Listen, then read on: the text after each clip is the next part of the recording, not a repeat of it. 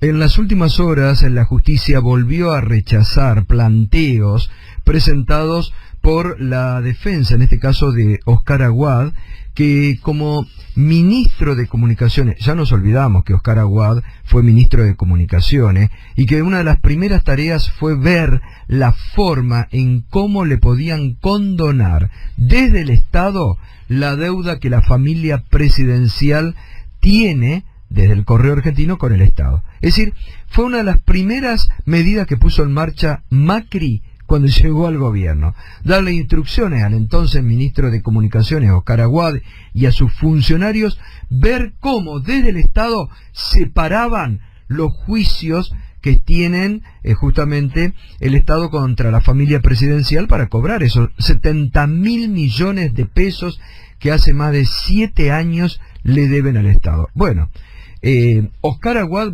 está pronto a ser procesado por el juez federal Ariel Lijo, porque fue a declarar, y en las últimas horas justamente también fue el juez Lijo el que rechazó medidas de estos funcionarios medidas para entorpecer el juicio, para parar el juicio, para cajonear.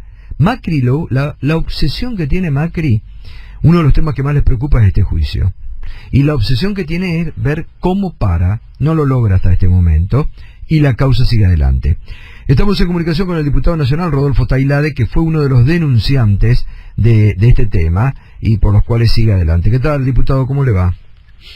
Muy bien, ¿cómo va, Gustavo? Bien, bueno, a ver, ¿de qué se trata en este caso? Porque el gobierno y el Estado está haciendo lo imposible para detener este juicio contra el Correo, ¿no? Y la familia presidencial.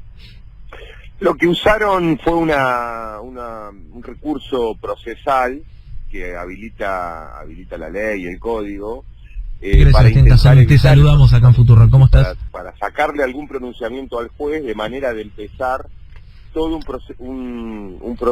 proceso de recursos, es decir, de ir a la Cámara Federal a partir del rechazo de este planteo, ir a la Cámara Federal, en donde la Cámara Federal claramente hay una mayoría alineada de manera impúdica con el gobierno. Para decir nombres, en la Cámara Federal está Martín Lursun, Pablo Bertuzzi, Leopoldo Bruglia, que son las tres personas que han estructurado a lo largo de estos años la persecución política a la oposición y la impunidad en los asuntos del presidente.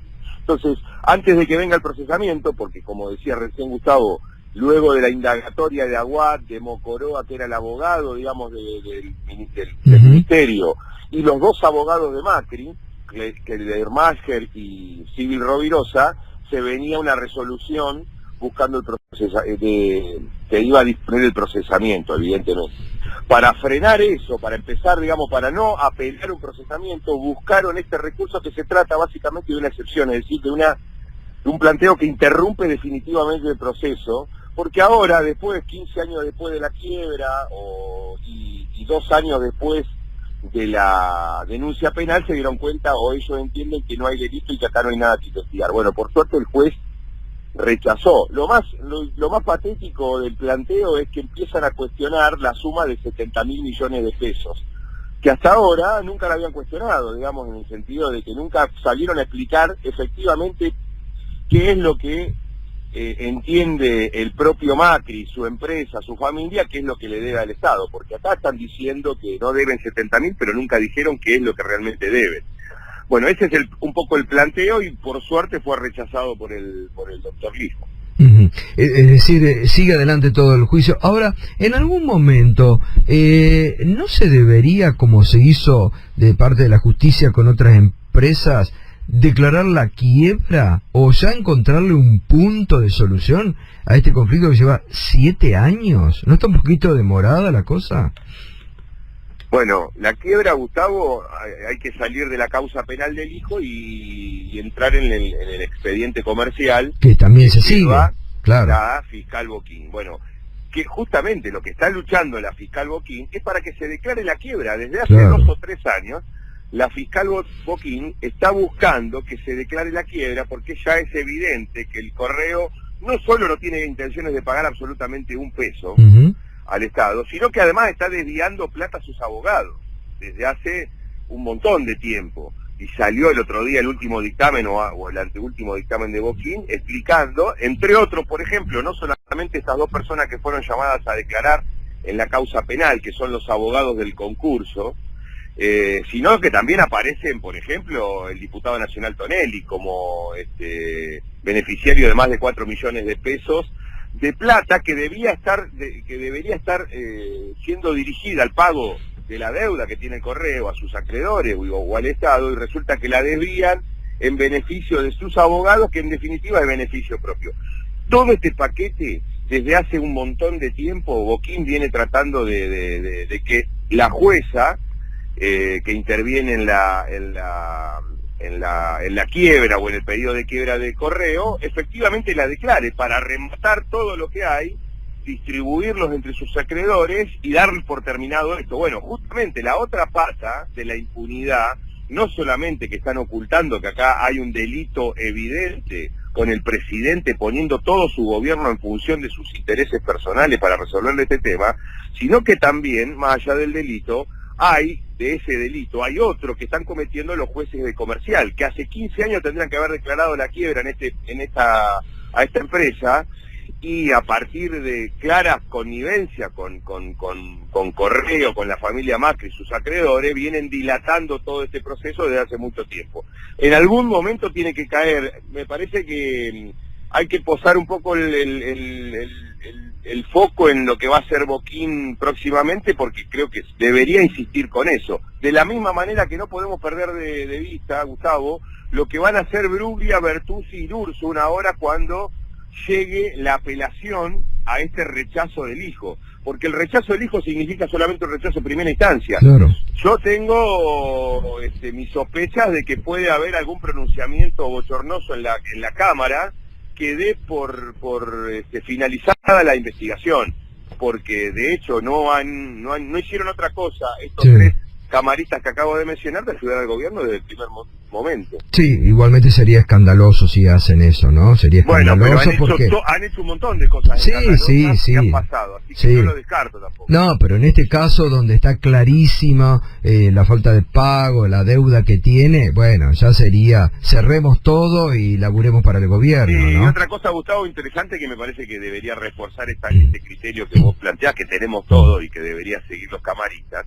es que en el expediente, de hecho yo hice un par de ampliaciones en la causa penal del Correo, se dispuso todo un relevamiento, digamos, desde el gobierno se relevó la cantidad de juicios que tenía el Estado contra las empresas del Grupo Macri. Y, por ejemplo, en Correo Argentino, Aerolíneas Argentinas se presentó para perdonar una deuda en un expediente, en otro expediente, digamos, en donde el Estado quería cobrarle, al Correo le quería cobrar una deuda, y el Estado de 500.000, en ese momento de 500.000 pesos. El Estado se presentó, ni bien asume Macri, para decir que perdonaba esa deuda. O sea, no solamente los 70.000. Cualquier monedita que se caiga, un juicio, discúlpeme la palabra, un juicio pedorro de 500.000 pesos, a eso también lo cerraron. Es decir, una maniobra que busca que todos los juicios contra la familia Macri que tenga el Estado se cierren antes que termine el gobierno de Macri. Y eso también está siendo investigado en distintos expedientes, y no solamente es el Correo Argentino. Bueno, gracias, diputado, como siempre. Gracias por el seguimiento de estos temas. Hasta luego. El diputado nacional Rodolfo Tailade. Temas indudablemente que hay que seguir muy de cerca, porque también tienen un perjuicio muy grande. 70.000 millones de pesos le debe la familia de Macri al Estado argentino. Y aquí ni Stolbizer ni Laura Alonso se ven preocupados por lo que les robaron al Estado. Acá no hay preocupación de las republicanas. Ni la tapa de los diarios. Ni la tapa de los diarios, acá no hay, acá evidentemente acá se nota clarito la doble vara.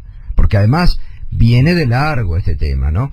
Y el Estado y el gobierno, y Macri en particular, han buscado todas las formas posibles. Echaron al procurador, al doctor Ricardo Balbini, un hombre impecable, porque había hecho un sumario administrativo que dejaba muy mal parado a los funcionarios de Macri, que habían hecho maniobras para esta autocondonación de la deuda.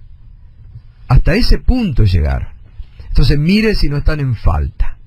Mire si no hay que seguir adelante.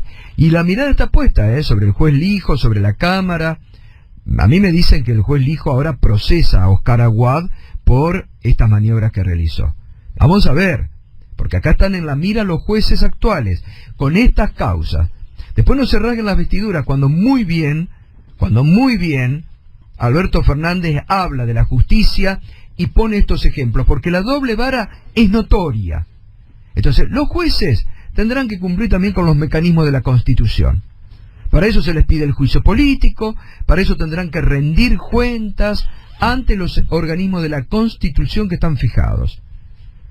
Me parece que habrá que activar muchos de estos mecanismos de juicio político con jueces que notablemente han trabajado para el gobierno de Macri y lo siguen haciendo en forma realmente muy sospechosa.